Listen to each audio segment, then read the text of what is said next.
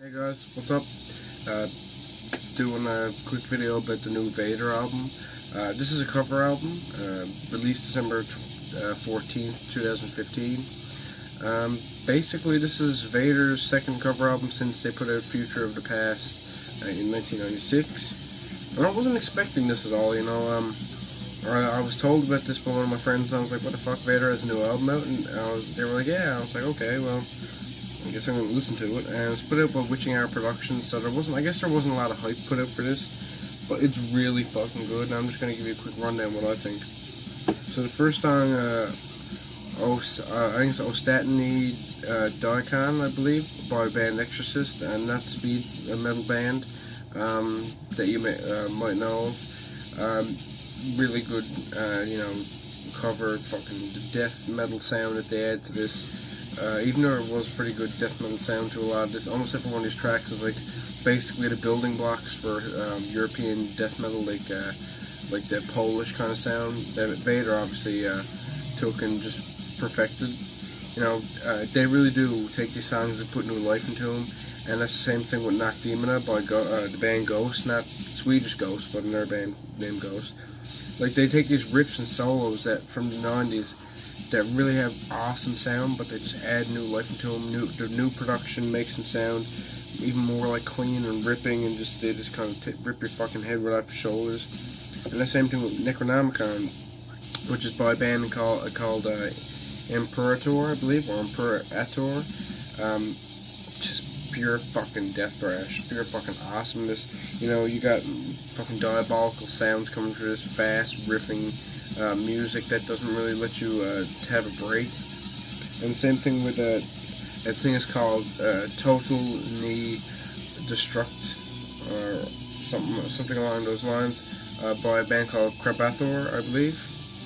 And just the thrash influence on this release is really prominent, and you can definitely hear their influence, like what they were influenced by in the early days, just being paid tribute to here.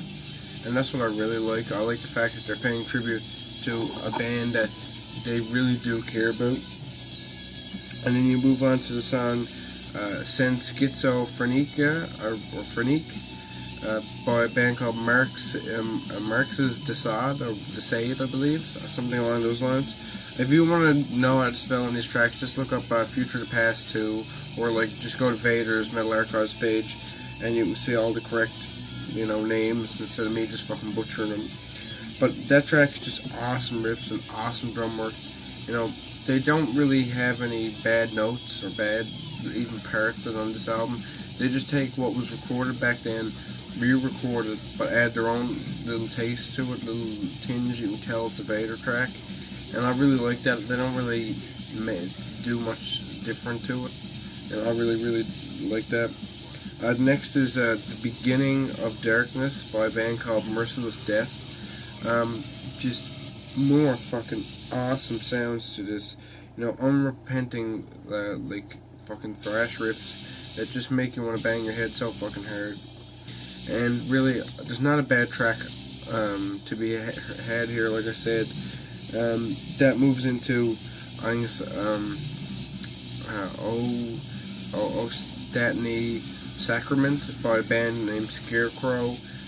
You know, it's just more fucking heavy ass riffs, short and heavy. That song's only 58 seconds long, but you get your fucking fill from that song. And then you go into No Return by a band called Slashing Death. Really fast, heavy, brutal, short and heavy, but the riffs are so perfectly played and orchestrated together that a minute and 16 seconds goes by in probably 30 seconds. It's that goddamn good. Then you look at a song called Kaz Apocalypse by a band called Slaughter. You know, there's not a moment on this album where I feel like a track is too long or too short. Everything just feels so perfect, and same thing with that cover. It's really fucking spot on. You know, excellent riffs. The death thrash sound is perfectly executed here, and they really do keep their own sound too, so you can kind of hear the Vader sound at all times. And I always found Vader's vocals to to be so trademark. Like, you know, they're so, like, I don't really know many bands that have that kind of sound that their lead singer produces. I can't remember his name right off the top of my head. I think it's Peter. The rest of the English translation. Then you move on to Necromaniac by the band Thanos, I believe, or Thanos. Heavy. That's all I got to fucking say. Great cover, just so fucking good. Riffs are just spot on, no matter what. The riffs are never bad, and that's like with the next song. It's Zarni Anoil or something like that. Sorry, by a band called Thrasher Death. You know, the whole fucking song just blasting and fast as fuck, old school sounding. You know, it just sounds like if the production was a little bit more raw, I'd be like, what the fuck's the deal with this, like is this like Vader re-releasing tracks they recorded in like 1992 or something? And then that moves into the last track, and it's like Waro Zena or whatever, by the band Cat. If you know old European, like Eastern European death, like early death metal influenced black thrash, you know Cat. They put out albums.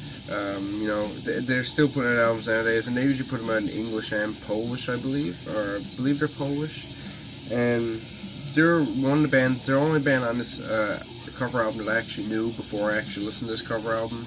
So that's kind of interesting to find all these new bands, 11 to be exact. But you know, Cat are fucking awesome. Cat with K, that is. Awesome riffs and a great tribute to a really cool band. You know, a lot of people, if you're into like obscure thrash, you know this band anyways. But really, I really like the sound. The album cover looks like the old album cover, just with a bit more intricacy to it and a little bit of update to it, which is really awesome.